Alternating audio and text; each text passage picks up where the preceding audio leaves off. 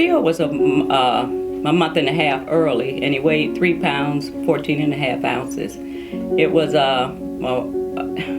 it was just a difficult time for me at that time because I couldn't do anything. I'm used to being busy, doing, going, and I was in the hospital for over a month when that that happened. So it wasn't a fun time for me, it wasn't a fun time for his dad, but we were just thankful that it was all over and he was here.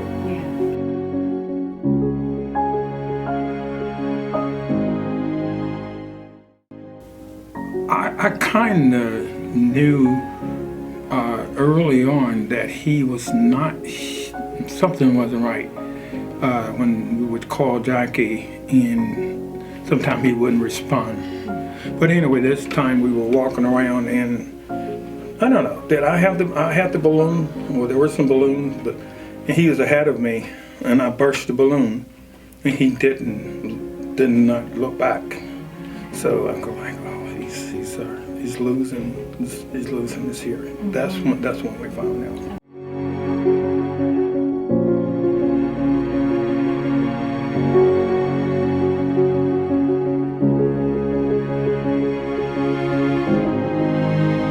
The first time that I met Kevin is when his mother was bringing him to school here.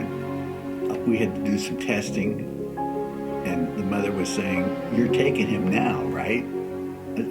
No, it's normally about 2 weeks for us to try to analyze it. Okay, so you're taking him now, right? Now, get him out of the house. Oh, okay. We saw Kevin go out to that van and they put the 3-year-old in that van and he looked over and I could see the tears running down his cheek. And so then when she pulled off, I looked at Percy and said, "Let's go." So we followed Kevin, we followed the van to school, and we parked behind some trees.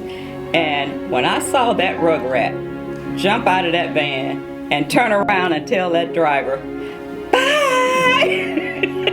and then skipped in school, I'm going, why are we torn up? He's got this, so.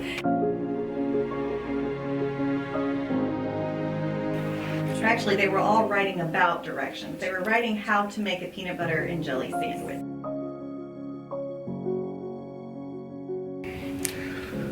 It was an English class, and we had to give good directions how to make peanut butter and jelly sandwich. Step 1.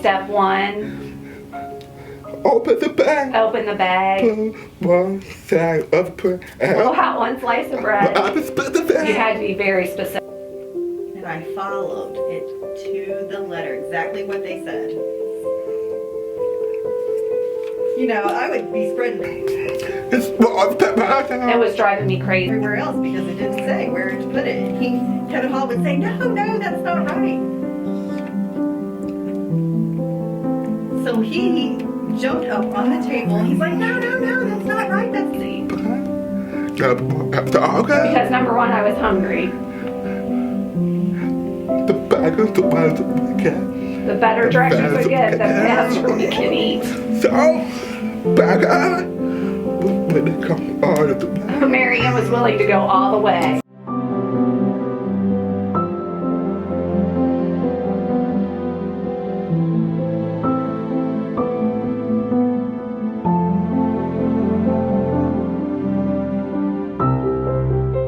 That's why we felt that being here at St. Rita's, being around teachers that sign, getting to know Kevin and getting to know how the more you pushed him, the more you challenged him, the better he was going to be. That's what I loved. And it didn't let him get away with anything.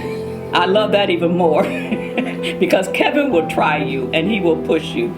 But they just worked so well with us. Sister John Michael, you know, when it came to discipline Kevin, I loved it because I always got a call, or they would threaten him and say, "I'm going to call your mom." You know, Kevin got in trouble sometimes, and Greg would sit him down and talk to him as if he was his child and explain things to him before he would call us and let us know that he had to discipline Kevin.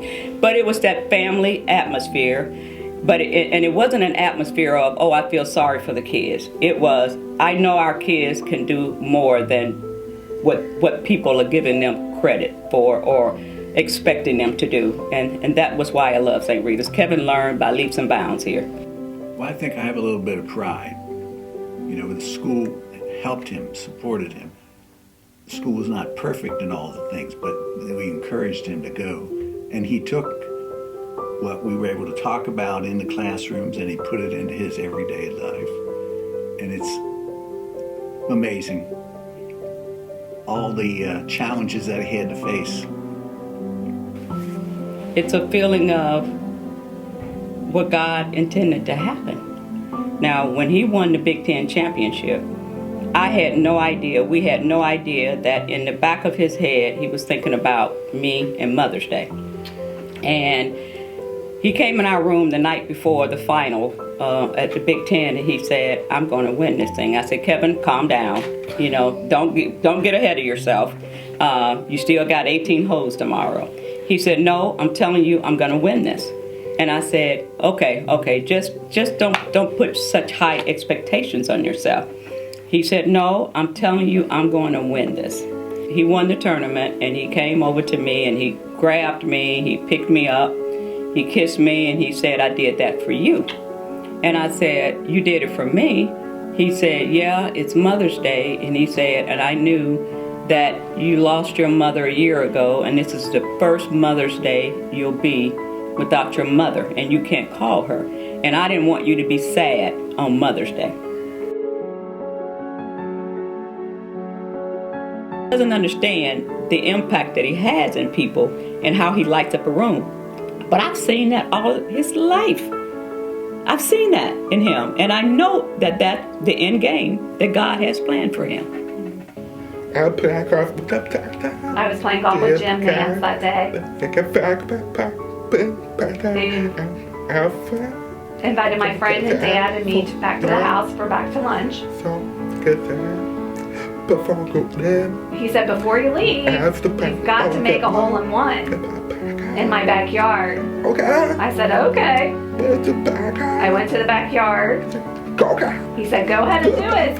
He took my phone and was videotaping it. He acted like it was on TV. Here we are at the 7th. Kevin Hall. Taking a chance at history. There it is! Yes! Yes!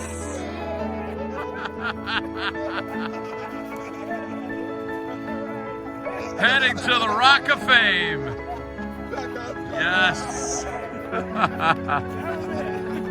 Beautiful. Oh, that was so great. Put that on I'm back at cars. Happy I picked off the people I meet through the game. As for Kevin, as Jackie said, we love you. You have been wonderful. You are a pioneer, and you don't really know it. You are amazing, and I just like to say thank you.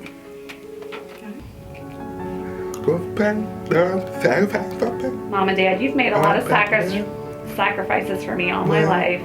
When you found out I was deaf, it didn't stop you from being the best parents you could be. You found ways to make me feel that I could succeed. It didn't matter that I was deaf. You taught me well. You gave me a lot of opportunities. I'm blessed that you can both share in my experiences. You can see the fruits of your labor. I'm very grateful for you too. I hope that I can do the best I can for the two of you. And you can enjoy the ride. Love you.